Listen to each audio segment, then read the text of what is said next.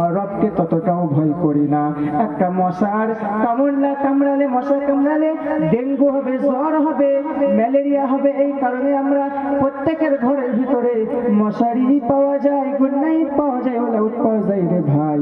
কিন্তু মহান রবের ভয় দিলের ভিতরে না থাকার কারণে প্রত্যেকের ঘরে নামাজি পাওয়া যায় না, মুসলমান মুত্তাকি পরহেজগার বান্দা পাওয়া যায় না।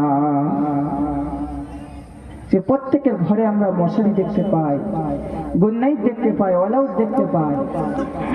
মশা কামড়াবে ভয়ে। আর রবের ভয় যদি বান্দার অন্তরের মধ্যে থাকতো, অন্তরের মধ্যে যদি আল্লাহর ভয় খোদাভীরুতা থাকতো, তো বান্দার দ্বারাই গুনাহ করাটা সহজ হতো না, নামাজ কাজা করাটা সহজ হতো। আল্লাহ শুধু এই কথা বললেই থামলেন না,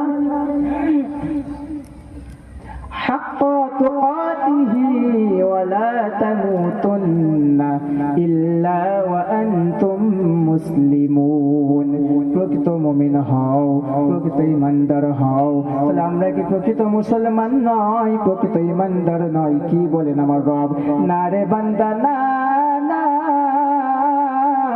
প্রকৃত মুমিন মুসলমান যদি হইতাম রে, প্রকৃত রবের বান্দা যদি হইতাম রে, আমার দ্বারাই কোনো গুনাহ সম্ভব হতো না, আমার দ্বারাই জিনা করা সম্ভব হতো না, আমার দ্বারাই সুদ খাওয়া সম্ভব হতো না, আমার দ্বারাই ঘুষ খাওয়া সম্ভব হতো না, আমার দ্বারাই মানুষের উপর অত্যাচার জুলুম করা সহজ হতো না।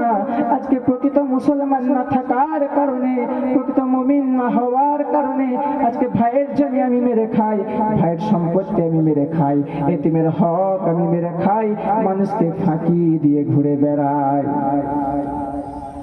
প্রকৃত মুসলমান, প্রকৃত মুমিন হলে আমার দ্বারাই তো গুনাহ করা সম্ভব হবে, আমার দ্বারাই তো অন্যায় অত্যাচার জুলুম করা সহজ হবে।